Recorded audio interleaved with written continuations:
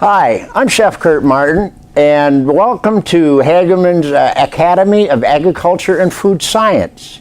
And I'm Millie.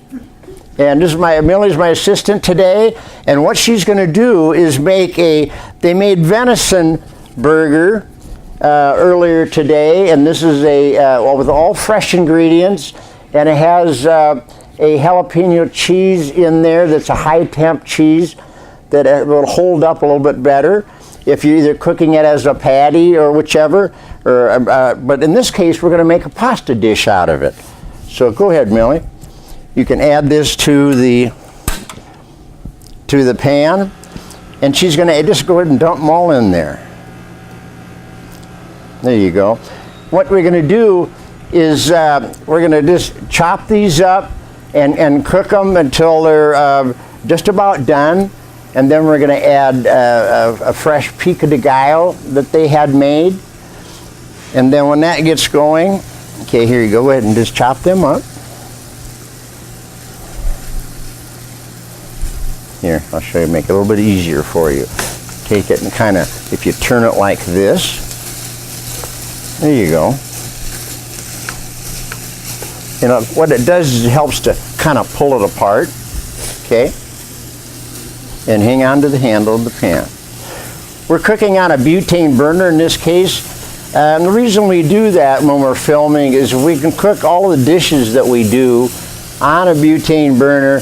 It'll show you it can be done anywhere. And it pretty much has been. We've done it in the mountains. We've packed in the middle of the wilderness at Frank Church and done dishes just like this. So these butane burners are very easy, they're light, they're inexpensive, and they're real easy to operate. And just kind of chop those as small as you can. Good stuff. In the last 3 days, the students have, with venison and elk, they have made breakfast sausage, Italian sausage, chorizo, 2 different flavor profiles of burger. And what's nice about it, the recipes that the students use, because it's fresh ingredients, that you can use any protein, be it wild game, chicken, beef, duck, goose, elk, venison. They're that versatile. And that's what we teach here at this school, is that we're using fresh ingredients, how to read labels, and that how versatile that recipes can be when you are using fresh ingredients. Okay, and then kind of see if you can turn them over a little bit. There you go. And just kind of break them up as you go. Want me to kind of help a little to see? What it is because the students use such low fat in this, what they'll do in a 10-pound batch that they're making, they'll run a 30% pork butt. And so that doesn't have a real lot of fat in it. So the protein content is so high that you kind of have to watch your temperatures. It'll have a tendency to want to burn. So you have to use the lower temperatures. In this case, we've got this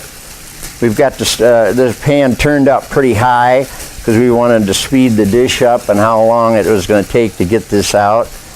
But this is coming along very nicely. And we'll break it up in small pieces. It'll still be like little miniature meatballs. I don't want it to go completely out. But when we grind this, we grind with a 1/2-inch plate and then a 1/4-inch plate, because we want a good meaty mouthfeel. So there we go. This is coming out very nice.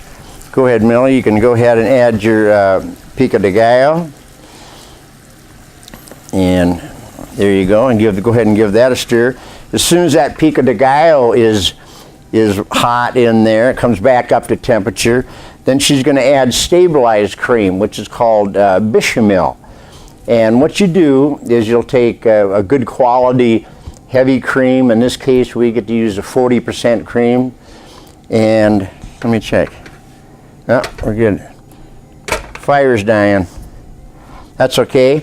We're going to change out the butane, and we'll be right back.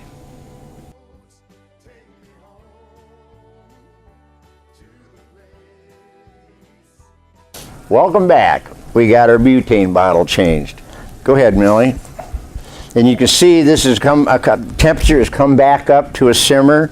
We're just going to let that simmer for just a few seconds to make sure it's all warm as we stir this in. And why don't you go ahead and pull back that tray and go ahead and add the stabilized cream.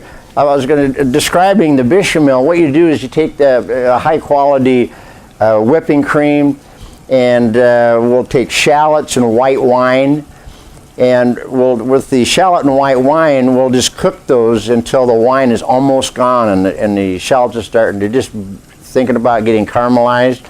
Then we'll add our cream to it, bring that up to almost to a boil, and then add a flour and butter roux to thicken that up. And once we stir that in and it's thickened up, then we'll add some nutmeg to that, just a little bit of nutmeg. Then you strain that off, and that's what you'll keep, that stabilized cream, because it'll make this thicker than if we just use straight cream. And that's going in very nicely. There you go. And to this, Millie's going to add some already cooked pasta.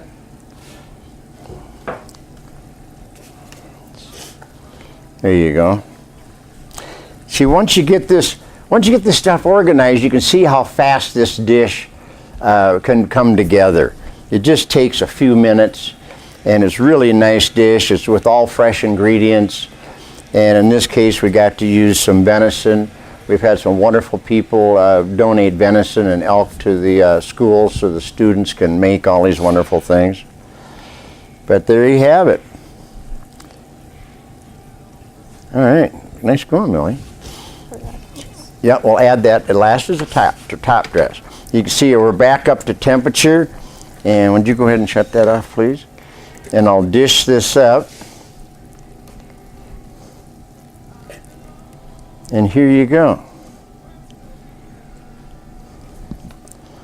Very nice. Good going.